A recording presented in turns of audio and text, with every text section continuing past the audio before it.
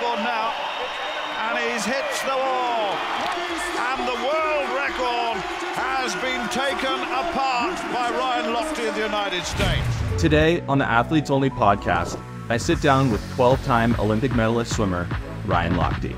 Ryan is the second most decorated male swimmer in Olympic history, only behind the legendary Michael Phelps, and boasts over 39 world championship titles. In this episode, Ryan talks about his early career in the sport of swimming, what his relationship was like with the legendary Michael Phelps as they both dominated the pool, the hard truth about having your own reality TV show, and the incident at the 2016 Olympic Games that came to be known as Lochtegate. Make sure to subscribe to my channel for more amazing interviews on the Athletes Only podcast.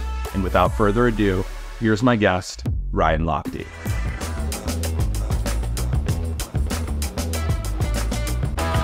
Ladies and gentlemen, today we have a very special guest here on the Athletes Only podcast. We have 12-time Olympic medalist, 39-time world champion, and current world record holder in the 200 IM. Ladies and gentlemen, no one else other than Ryan Lochte. Thank you so much for being here on the Athletes Only podcast, Ryan. Of course, Kyle. Hey, thanks for having me, bud. Yeah, I'm excited to dive into this and, share with the fans a little bit more about your illustrious career in the sport of swimming. But I would love to rewind it all the way back kind of to your childhood and, start off today's conversation, share a little bit more about how you got into the sport of swimming. Oh, well, I grew up in upstate New York, in Rochester. Both my parents were swim coaches. So basically, I was always around the pool deck. I mean, I guess you could say I have chlorine in my veins.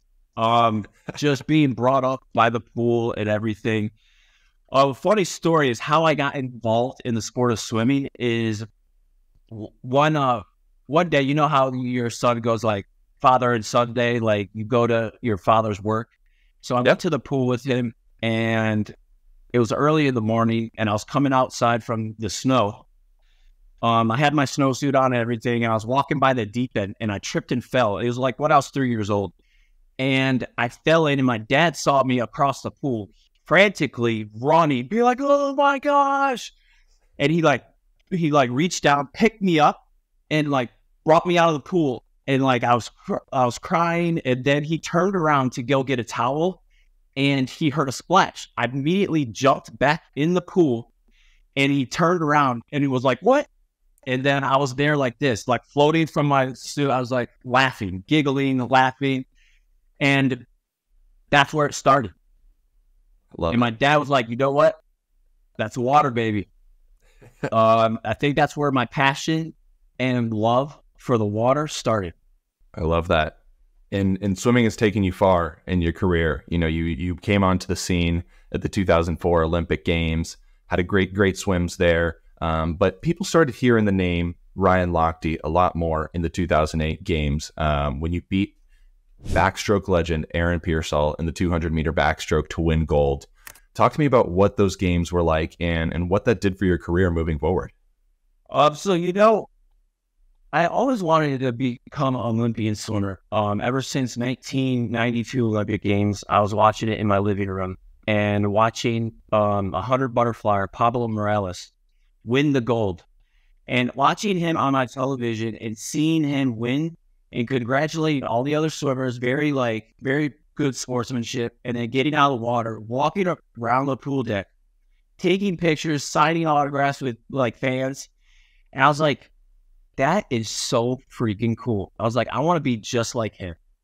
And I think that's where my dreams and aspirations of becoming an Olympian started. So it started at the age of 8. I didn't know it was possible until I was able to get a scholarship to the University of Florida. And after my freshman year is when I was like, you know what?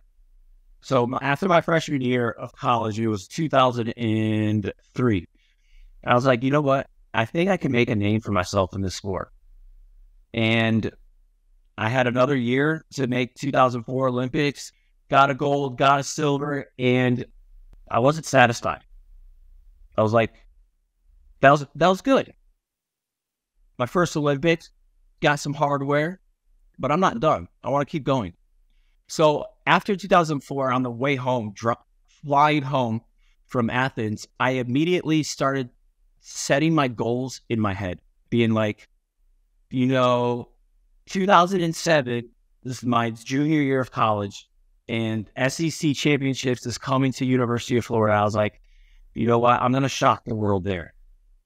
And then I'm going to take that energy that I created there, and I'm just going to keep going and win a gold in 2008. So that's where my goals started setting, was right on the plane home. And it happened.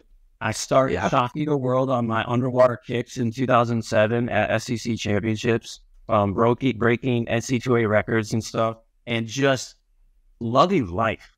And it started becoming like a big man on campus, I guess you could say. And 2008 happened, and it's something that I will never forget. So I'm going to backtrack. When I was 13, like 8, I wanted to go to the Olympics and get an individual gold medal and break a world record at the same time. So I set my limit to the very, very top. And I was able to do that in 2008. It was kind of funny because in the 200 backstroke, I forgot to tie my suit. But the suit was so tight that like it was fine. So when I jumped in the water to start, it kind of like blew up a little. And I was like, yeah, you know what? Like, this is the Olympics and I forget to tie my suit. What the heck? So I was like, I didn't have time really. So I was like, all right, whatever. We're swimming. I don't know what happened. I don't know if it was God or if it was someone telling me from upstairs. I was like, on my last like 15 meters, where I was neck and neck with Aaron Piersol, headed into the finish. And I was like, I remember looking at the ceiling and being like, if anyone's up there, can you please help me? Get me home. And then, I don't know what happened, but from the flags into the wall, I got a burst of something. And I went from neck to neck to going like this. And I out-touched them, broke the world record, got the gold. And it happened. My dreams, my goal, ever since I was 8, all that hard work, dedication that I put into the sport paid off. Yeah. But I wasn't done. I wasn't happy. I got what I get. I got 4 Olympic medals. Freaking amazing. But I was like, no, I want more. And so immediately did the same thing I did in 2004. Set my goals for 2012 and just started taking off.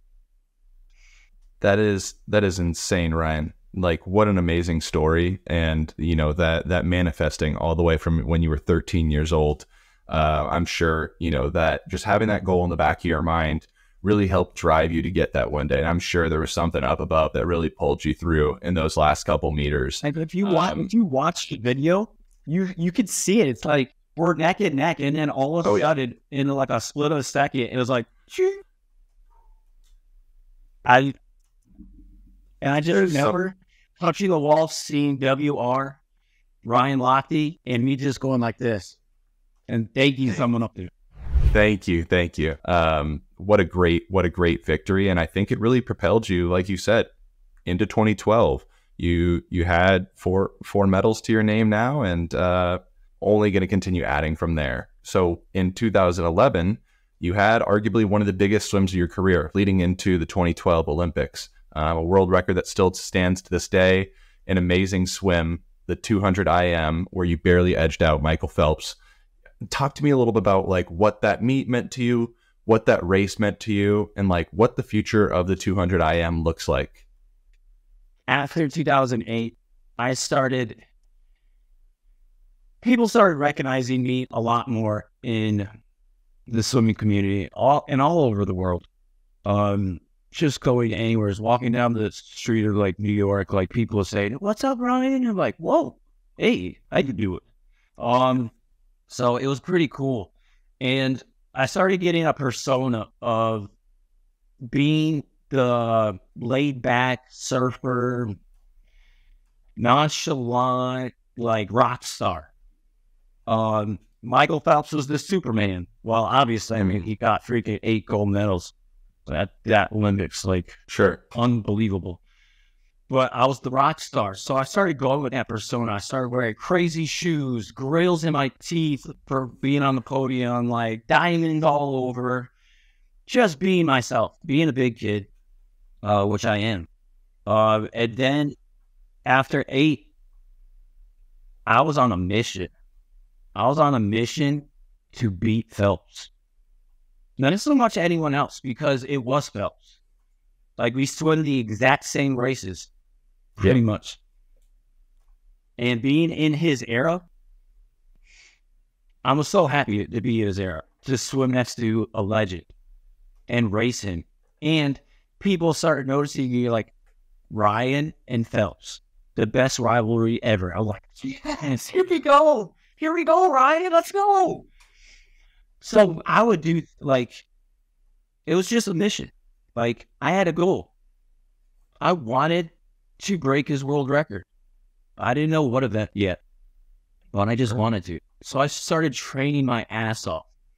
Started doing, you know, the saying of when you go to the well. Yeah. In practice, where you lead, you get to the point where you can't move, but then you find a little piece of energy inside you, and then you get it a little bit more. I was able to do that every day. Not many people can find that inside here, but I found it. Once I found it once, I was able to do it every day, and I could bleed from my eyeballs in every practice. I will go until you see me and be like, is that even a stroke? Like, just stop. You're done. Like, you're not even swimming now. You're like going like this. But I would do it because I was mentally the toughest. I want to say I was mentally toughest person in the sport of swimming. Every day. Yeah. Every day I would race. Every day I would work on something a little bit more that will help me. I started staying after workouts by myself. Everyone would be leaving the facility. It'll just be me. No coaches, no nothing. And I'd start doing vertical kicking in the deep end at University of Florida with a 10-pound plate. Whoa. Like for 10 minutes. I'd start working in my walls, doing fly to back to breast to free. Working on my underwaters. Try to perfect anything I could just to gain a little advantage over my competition. And for that being Phelps. I got with my strength coach, Matt Delancey, best strength coach in the world. I started doing strongman lifting. Interesting. Like kicks, throwing it up in the air to work out my backstroke, start flinging my arms. Yeah. Just that power. Yeah. But I didn't want to be good. I wanted to be great. So I had to do things, and that's what I did. And come 2011, I was freaking ready. Yeah, I already knew I was going to win. Just because I prepared myself for it. I visualized it. And when it happened, it was no, like, I wasn't shocked. Wasn't just the time. I was like, it's about time. All this hard work and dedication I've done, and that now it's paid off. The best thing about it was afterwards, like I broke Michael Phelps' record in the 200 IM. Unbelievable. And which it still holds today. And that was how long ago? 12 years. Years? Wow, I'm old. Gee. Well, just to show you, like back then, yeah, me and Phelps were that much farther ahead of everyone. Yep. And it's kind of freaking awesome to think that when you're like, when they show like TV on clips on YouTube or something, because I show my kids this and be like, this is what Dad used to do.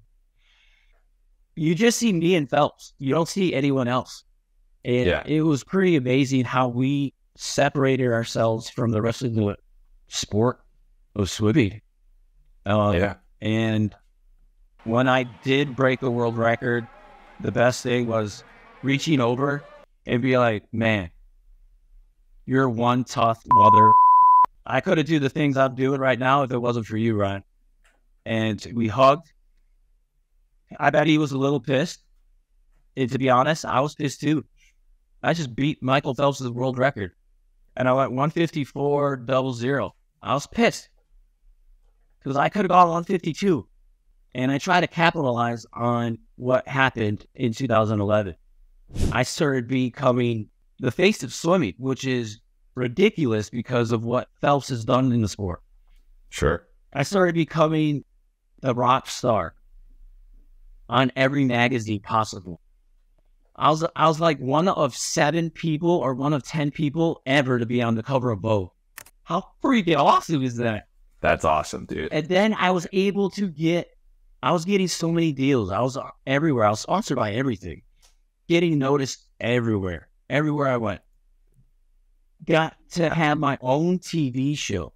E-Network. What would Ryan Lochte do? Now, come go see it if you guys haven't. Don't watch it. When they say reality TV, it's not reality TV. No. It is scripted almost. There's certain things that they let you do on your own, but that persona that I had of the rock star dummy or the jock or whatever you want to call it took effect. And the producers and everything was like feeding me drinks at 8 a.m, being like, hey, I need you to be loopy. I need you to be like funny. There's one scene that we were doing in my townhouse in Gainesville, and it was with my family. And they were like, they said, talk about this subject, whatever. And we were sitting in the living room talking. And then they said, stop. All right, now let's do this scene over. But Ryan, I want you to say it this way. Say it like this and do this. And I was like, but that's not me. I wouldn't do that. So I said, you know what? All right, whatever. So, and I started noticing that happened throughout the whole time shooting the show. And it started happening more and more. And then the show took off. I mean, I can't say I regret doing it because who can say they had their own TV show? But it wasn't the real you, almost like you said. And the media has a way of doing that. And we can get into this in a little bit, but like, you know, those 2011 games where you were a very pivotal moment, translated that into 2012. Obviously, you and Phelps both have this great meet. But, you know, after that meet, Phelps was set to retire and, you know, America's eyes shifted all to Ryan Lochte. You know, this rivalry was going to be over and you were just going to be the guy going forward. Obviously, Phelps ended up struggling with depression and ended up coming back and competing in 2016. I guess would love to kind of talk a little bit more about your relationship with Michael through that time, both in and out of the pool. So, you know, in the pool, I mean, I'm an open book. I'm not going to lie. Well, while we were swimming, both of us, I was always the guy be like, you want my autograph? I'll sign autographs all day, every day. I will never say no. And that was kind of my thing with everything in life, which got me in trouble too. But we'll get into that later. Like I would notice like he would be like, no, I don't have time to sign your autograph and like stuff like that. And I'm like, man, dude, like, come on. Like it's part of the job kind of. But I mean, I could understand where he's coming from. Like he's like the Michael Jordan of swimming and being stopped nonstop and dragged and touched and pulled. If it was me, I would have loved it. I'd be like, yeah. But I could see how people would get aggravated. And so like while we were swimming, I was just like, man, we're friends. Obviously he's a competitor. I wish you could like change it. You could be bigger than what you are. I mean, which at that time, like he was the most known person in the world, basically. Yeah. Yeah. But then after 2012, he said he was retiring. And immediately I either called him or texted him. I can't remember. But I was like, oh, you are not retiring. Get your ass back in the pool. And then it started like, he's like, no, I'm done. Like, I just had to, like, I've done all I could do in the sport of swimming, blah, blah, blah. And I'm like, all right, whatever. Months later, I was like, swimming, I'm like, man, I kind of need Phelps here. He's like my kind of motivation. Yeah. Called him, get your ass back in the pool. I bet you $1,000 you won't come back. He's like, what? And then, like, it wasn't like months later. It was actually like a year or so. And he was like, then he came back. He owes me $1,000, which he still hasn't paid. There we go. But there we go. And then, so it was good. So like we were back. He was a changed person when he came back.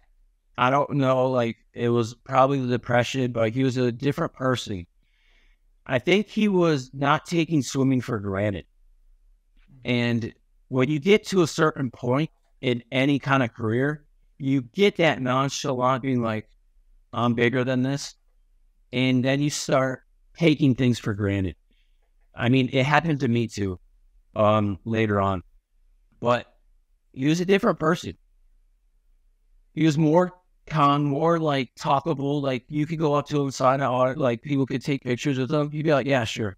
And I was like, wow, like it's different. Yeah. I mean, he's my spades partner. Every Olympics, we have a tradition. I was like, you got to be there for 2016. Yeah. And he was. And he was my spades partner. And we kicked everyone's butt in it. And but it was good to have him back. The sport needed him. For sure.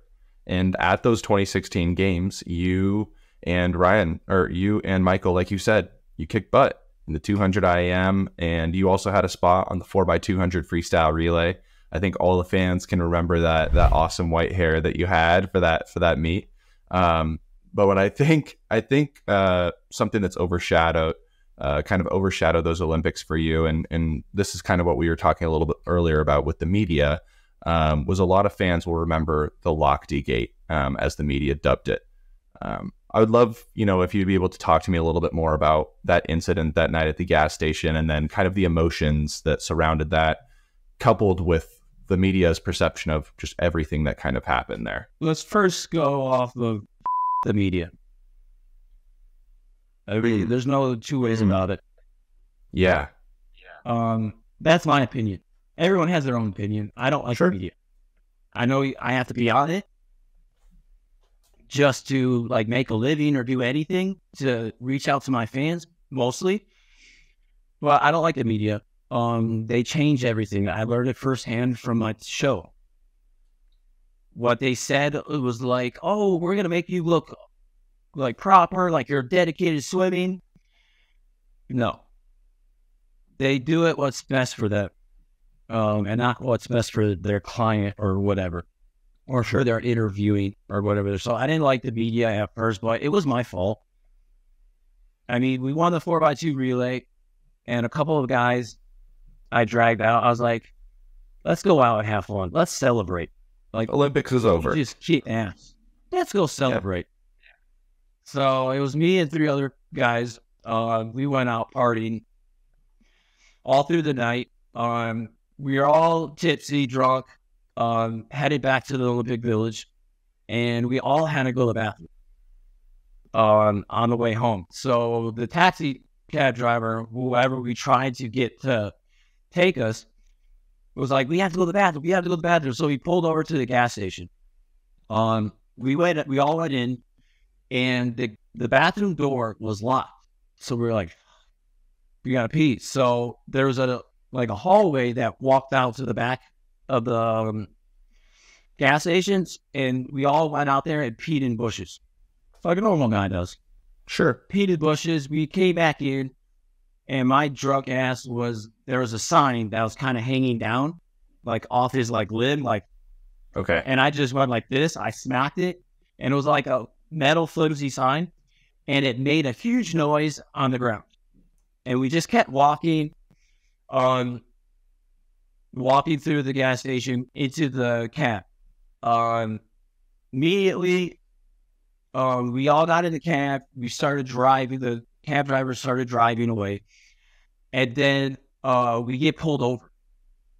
Not by a cop. It didn't have like cop lights or 2 guys came out with guns, and we couldn't understand them. They were speaking Language barrier, and we were like, "What?" But they had guns. They told us to get out of the car. We got out of the car and we sat down on the sidewalk, and it was like 50 feet from the gas station. So we all sat down. Of course, my drug asked me, like, dude, they're not going to freaking shoot us. Like, what the heck is this? So I get up and be like, man, if you're going to shoot me, shoot me. Like, all this stuff. And then the guy started coming closer to me with it. And through the whole talking and yelling at between those 2 guys and us, we had to give them money in order for us to leave. Because we heard, we know what this is. So we had to give them money. We don't know if it was for the sign that I wrote down. We don't know if we're getting held up. We had no idea. All we know is we gave them money to get back in the cab and go to the Olympic Village. End of story. Sure. That was it. They didn't have a police badge. They didn't show us ID. They didn't, nothing. So we were still drunk in the morning. We had to go to like this brunch. USA swim team did brunch. And we were still like, I was still intoxicated. And then, what was that guy? Billy Bush from Access Hollywood at that time. Okay. Stopped me like, because my real mom, she said like something to a reporter on the way that like I got robbed. Because I was talking to her, being like, oh my gosh, we just got held up by guards. Like this. So I guess she didn't know it was a reporter, told this reporter, and it got out to Billy Bush. Billy Bush came with a camcorder to be like, started interviewing me. I told him the story. I said, the guy had a gun. He put it to my forehead and cocked it and be like, give me your money. That was not, he was 4 feet away. Still a gun to my head, and we still had to leave him money. Yep. But that is what started everything. Ryan Lochte lying. Lochtegate. And the media took off with this. Because, I mean, I guess it was happening because Brazil is not that safe, I guess. Sure. And there's definitely a reputation for it. And that was like, it happened before, I guess. Yeah. And then a big known athlete gets held up. The media takes off with it. It's not a safe place anymore. About it. Well, one of the things was it took away from the other athletes that were competing and stuff because I was all over the news. Every newspaper, every TV channel, it was me. Lochtegate. It got to the point, this is why I hate media sometimes. It got to the point that media said I robbed the gas station. Yeah, I remember that. I vandalized the bathroom. The bathroom was locked. We couldn't even get in. Like, if you look up the USA Today, they did an investigation. They saw that the bathroom was locked, all this stuff. And the only thing that I guess you could say lied or stretched was the fact that the gun wasn't at my forehead. It was away. That's it. But the media took off, and, you know, everyone in this world, they're going to believe whatever the headline is. Mm-hmm. I don't have regrets of what happened when I got back home because I have a good feel. I have a belief that everything happens for a reason. I was dating my wife at the time, a Playboy model. I was like, yeah, I won. I was like, oh, she's going to leave me now. But it got her closer. She stayed with me because she knew who I was as a person. And she was like, don't let media do this. Like, be bigger than that. Yeah. Get up off your ass and keep moving forward. I started hearing that from my close friends. My circle was basically the entire world. get smaller and smaller and smaller after that. I started noticing my true friends. I started noticing my true family. Saddest moment, one of the saddest moments was going through Twitter when I got back home after 16 and being the loving person of the of the sport, of any athlete, basically.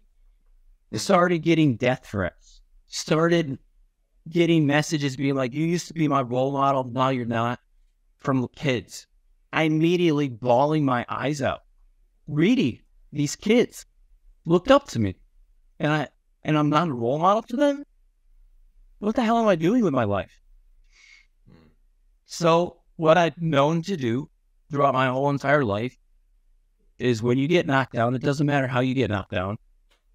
It's how you get up and keep moving forward. And that's what I did. I just, with the help of my wife now, my family, my close friends, I got up. And I'm, you know what the crazy thing is? I'm still trying to get up and get moving. And as someone who, you know, like we talked about earlier, you have an immense love for your fans, and you will go as far, you know, you will sign every autograph. I was listening to you speak with Brett Hawk, and, you know, he had a great story of how you signed every autograph before you left that pool deck that night. And I think that just kind of goes to show the type of person that you are. And I hope that, you know, everyone listening to this today will remember that part of it, because the media definitely did take a doozy there. And like we talked about earlier, like they can spin it to be anything that they want.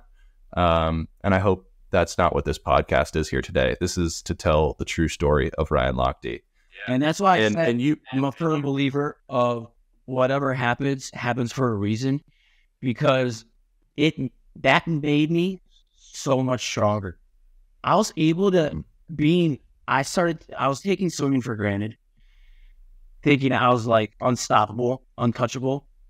And that happened. And I was like, it started making me realize who I am, started noticing who I am, started being who I am, not for anyone else, not the persona of a rock star, not being a jock or a douchebag or whatever they want to say. I was being me. And what I wanted to be and what I was put on this life, on this earth for, was to be a father and be a husband. And it happened in 17. The greatest gift in the world was my son being born. It changed my life forever. And it will. If you don't have kids, go get kids. That's awesome. This new chapter of your life definitely sounds to be a fun one. And I know all parents probably will echo what you have to say. The highs and the lows. You know, swimming wasn't me. I'm not defined by swimming. Swimming was a sport that I did that I was good at. That's it. And I had fun doing it. There's so much more to me now that I realize having a family. There's so much more to me than swimming. I'm bigger than swimming. And that's what I was going to be. I changed my whole entire team. I restructured, recreated Ryan Lochte, basically. I got a new emblem. Boom, boom, boom, boom, right there. The infinity sign. I got a new website, Lochte Forever. Go check it out. New merchandise line. There we go. I have a legendary academy doing swim clinics, helping kids. Anything I do is helping other people. Designing clothes, helping other people. Swim lessons, teaching kids how to swim. Second leading most drowning is the second leading most cause death. Helping kids, helping people around the world, putting smiles on everyone's face. Along with I love it. And there we go. This is Ryan Lochte in full form. And it's just kicking off. I'm sorry, I'm cutting you off, but You're good. I'm just so excited about this. I'm more excited about this than I did when I freaking got a gold medal. Because I love that chapter. This is the biggest challenge of my life. I thought swimming and having a family while trying to swim to compete at the highest level was hard. This is 10 times harder because I have no idea what the hell I'm doing. And I'm learning. Like, yes, I'm 39. Sorry, I swam my whole entire life and got medals. No need to apologize for this that. factor is like I said, it's frustrating, but like I'm so intrigued about it and so excited what the future holds for me because I want to leave a legacy. I want to leave something for my kids. When they say, "Oh, Dad swim fast," no, Dad was an entrepreneur. Dad owned an empire. That's what I want. And love that. Everything I'm doing is just, it's so much fun. It's hard, but it's so much fun. Hey, hard work makes it, life rewarding.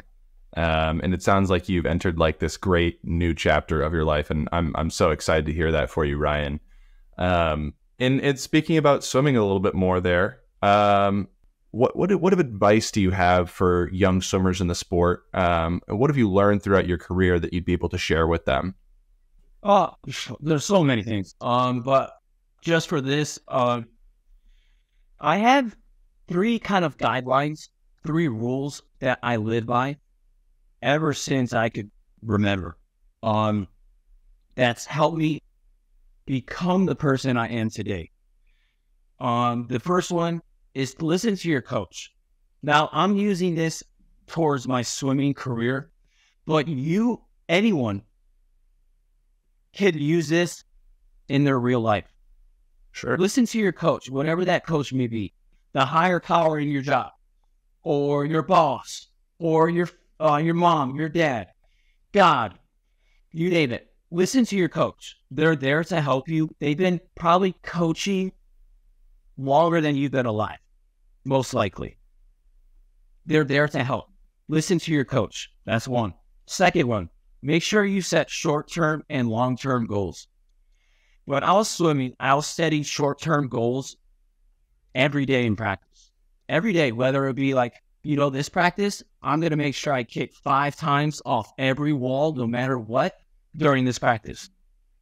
Or making sure I breathe every 3 in freestyle this practice. Doing something little, because those little things will add up. Those little things are going to make you better. They're going to make you a better person and a better person at your job. So you have those short-term goals. Then you have that long-term goal. For me, it was getting an individual gold medal and breaking a world record at the same time. For you, news anchor, I don't know. Spitball. Whatever it is. Set the bar, though. So you always wake up. You have that long-term, so you always wake up with a goal. Have that long-term goal, because then you're trying to achieve something great every day of your life. So that's number 2. And the third one, the freaking most important one, is to have fun. Yeah. That's what life is all about. Enjoy life. You never know when it's going to end. Make people around you smile, happier. Just live life. So those are the 3 things that I kind of say to all the kids that I do swim clinics, that I teach, that be like, here's a little something that might help you reach your dreams, whether it be swimming, being a doctor, lawyer, you name it. So sure. Like you said, it can be applied to all parts of life. And I think that last piece, just have fun, is so often forgotten in sports. And that's a great reminder for all young athletes. My last question for you was, what's next for Ryan Lochte? What's next? Another baby? No. Kayla, my wife, if you're listening to this. Cutting that part. Not yet. No, my next chapter is building my empire. Building an empire and a legacy that I could pass on to my kids. That's my next chapter. Yeah. And fans can definitely catch you at some of the upcoming camps that you have going on. I'm very excited to see how that comes and progresses through. And you can definitely check out your merch that you got. You're so lovely sporting today. Yeah. Talk to me about that. So go to lochtedforever.com. You can go sign up for a swim clinic on the website. You can check out our new website. Everything's new. New merchandise line. We have everything from towels, bottles, to sweatshirts, sweatpants, shorts, freaking, you name it. Oh, and also, I totally forgot about this one. I just got so excited. I came out with sunscreen. Ooh. Yep, being in Florida and having my dad have skin cancer and being in Florida and always in the sun, I was like, I gotta help people. Like, we need sunscreen. We need Lochte. I like that. All natural, grief-friendly, all organic. Love that. No chemicals, none of that crap. But it's gonna be it's good. You gotta get Sweet. I'm going to. I need it here. I need it here in the California sun as well. So what a great way to combine, you know, your love for the sport with just like, you know, something that's great for everyday people. You know, Florida, California, very hot places to live. So I'll definitely check that out for sure. Even Canada, like the sun comes out. The sun is still there. Yep. Yeah. So yeah. get some Lochte. I love that. Get some Lochte. Ryan Lochte, thank you so much for making this happen today. I really appreciate it. Thank you, buddy. Sweet. I appreciate it. Thanks so much for watching this episode of the Athletes Only podcast. If you guys want to get access to exclusive content and full-length episodes, make sure to become a member of my channel and subscribe so you don't miss future episodes. Thanks so much. I'll see you guys all next time.